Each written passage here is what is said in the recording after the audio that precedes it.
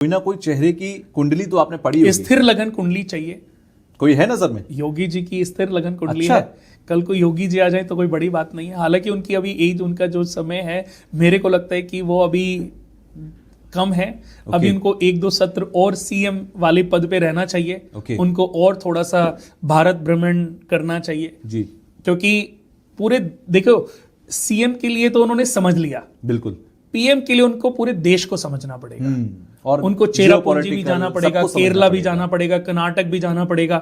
उनको हर देश के भाषा वाले, हर देश के लोगों को समझना पड़ेगा। बिल्कुल। लेकिन अगर योगी जी ट्रांसफॉर्म होके आ गए तो समझ लीजिए कि फिर तो जो मैं 7 सालों की बात हो रही है ना, चल रहे हैं हम लोग 2000 समझ लो 100 साल होने से पहले पहले सिर्फ एक ही देश होगा, बस भारत।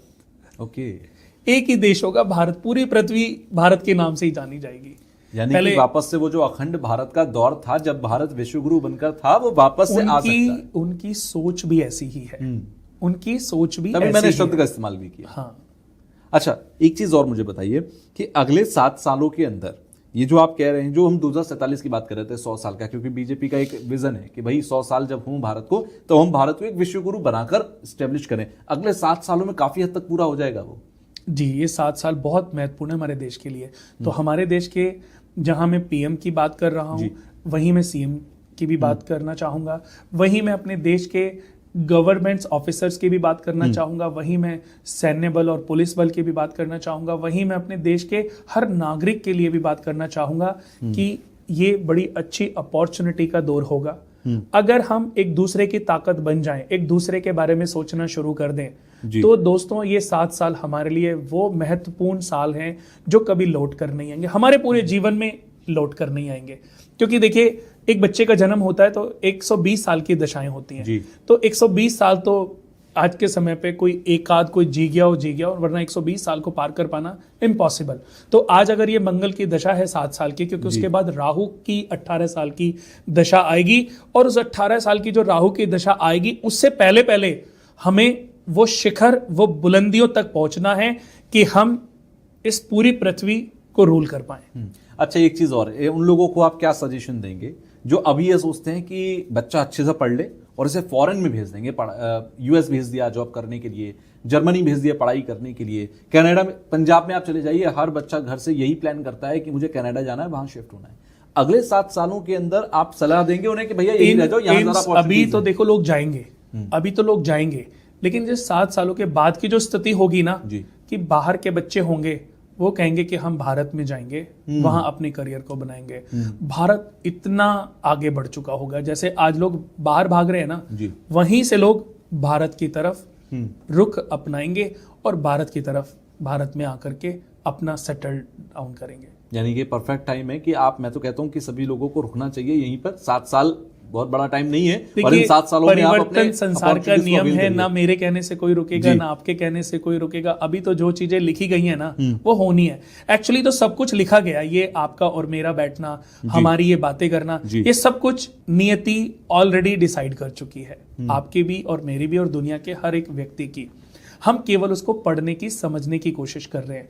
मैं आपको बता दूं कि इस एस्ट्रोलॉजी की अगर मैं बात करूं तो 100% नॉलेज एस्ट्रोलॉजी की इस धरती पर किसी बड़े से बड़े को भी 2, 3, 4, 5% से ज्यादा, 2% भी मैं बहुत बड़ी बात बोल रहा हूं, 5% से ज्यादा की नॉलेज नहीं है किसी को। सोचो, जो 5% में लोग इतनी बातें कर लेते हैं, मैं कहता हूं मुझे तो शायद 1% होगी, या 1% भी शायद नहीं होगी, पर जब मैं इतनी बातें कर लेता हूं तो 5% वाला तो कितनी हकीकत में प्रेडिक्शंस को कन्वर्ट कर लेता। और सोचो, जो 100% ज्ञान होगा वो कितना अद्भुत होगा। तो ज्योतिष, हमारे ब्रह्मा जी के जो 10 मानस पुत्र थे, उनमें से एक थे भृगु ऋषि, उनकी पत्नी का नाम था ख्याति। ये भृगु ऋषि ने लिखा था। और भृगु ऋषि के बाद दूसरे एक महान ऋषि हुए हैं जिनका नाम था पाराशर। पाराशर थे गुरु वशिष्ठ के पोते। वशिष्ठ ऋषि थे जो ब्रह्म ऋषि की उपाधि ऋषियों को प्रदान करते थे। तो वशिष्ठ ऋषि के पुत्र का नाम था शक्ति, और शक्ति के पुत्र का नाम था पाराशर। पाराशर के पुत्र का नाम था व्यास, जिनको वेद व्यास के नाम से जानते हैं, जिनका जिक्र महाभारत में भी देखने को मिलता है। तो पराशर ऋषि ने जब भृगु संहिता को पढ़ा तो उन्होंने कलयुग में रहने वाले मनुष्य प्राणी के लिए एक बहुत प्यारा अपग्रेड करके एक और शास्त्र लिख डाला, अपनी पद्धति लगाई। पाराशर पद्धति के नाम से आज बहुत सारी बुक्स हैं, आप पढ़ोगे तो उनकी एस्ट्रोलॉजी भी बहुत अद्भुत है और कलयुग में बहुत प्रभावशाली, और बहुत सारे लोग पाराशर पद्धति के आधार पर एस्ट्रोलॉजी कर भी रहे हैं। अब केपी पद्धति भी है, एनसी लहरी की पद्धति भी है। आज के समय पर मैं भी ये समझता हूं कि जब एक ऋषि ने एक शास्त्र को लिखा और दूसरे ऋषि ने समझ के उसको अपग्रेड करने की कोशिश की, तो हम क्यों नहीं अपग्रेड कर सकते? बिल्कुल। ज्योतिष पल पल पढ़ने का, समझने का, कैलकुलेट करने का, प्रेडिक्शन करने का, शास्त्र नई चीजों को लिखने का एक बहुत प्यारा विषय है। मैं अगर आज एस्ट्रोलॉजी करता हूं ना, मैंने ज्योतिष को पढ़ा है। मैंने 96 में ज्योतिष को पढ़ना शुरू किया था। 96 से लेकर के 2006 तक ये मेरी केवल स्टडी दौर था, पढ़ता रहता था, समझता रहता था।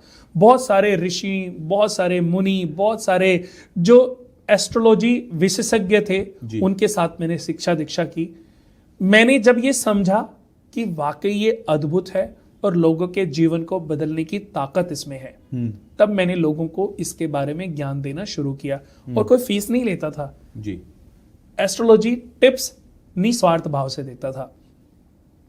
2-4 साल 5 साल मैंने देखा कि लोग बहुत तरक्की कर रहे हैं, तो मैंने कहा मैं तरक्की तो कर नहीं रहा हूं, तो मैंने इसको प्रोफेशन बनाया जी। मेरा भी 7-8 तक बड़ा स्ट्रगल टाइम रहा, लेकिन जब मैंने प्रोफेशन बनाया ना, तो सिर्फ 6 मंथ लगे मुझे, समझ लो, मोटरसाइकिल से गाड़ी तक पहुंचने में। यानी कि आपने एस्ट्रोलॉजी को नहीं चुना, एस्ट्रोलॉजी ने आपको चुना। ये 100% आपने मेरे दिल की बात बोली है। मेरे मन में, मेरे खानदान में किसी, मुझे याद नहीं है 2, 4, 5, 7 पीढ़ियों से पहले का, बट मेरे खानदान में पीढ़ी में किसी ने एस्ट्रोलॉजी नहीं की जी। बट ईश्वर ने मुझे चुना, शिव भगवान ने मुझे डिसाइड किया कि मुझे एस्ट्रोलॉजी, क्योंकि मैं शिव भगवान को हमेशा प्रार्थना करता था कि मुझे कोई अच्छी नौकरी, अच्छी कोई जॉब दिला दो। ये जेन्युइन आपको बात बोल रहा हूँ। तो मैं शिव भगवान, मुझे करीबन 27 ईयर्स हो गए पैदल कांवड़ लाते हुए हरिद्वार से, और पिछले 6 साल से तो मैं गाड़ी से लाता हूँ, लेकिन करीबन 7 साल से 20 साल यानी कि 10 जोड़े मैंने पैदल किए हैं। और मेरठ के पास एक जगह है मवाना शुगर मिल, तो मवाना में बड़ा महादेव का मंदिर है, वहां मैं जल चढ़ाता रहा हूं।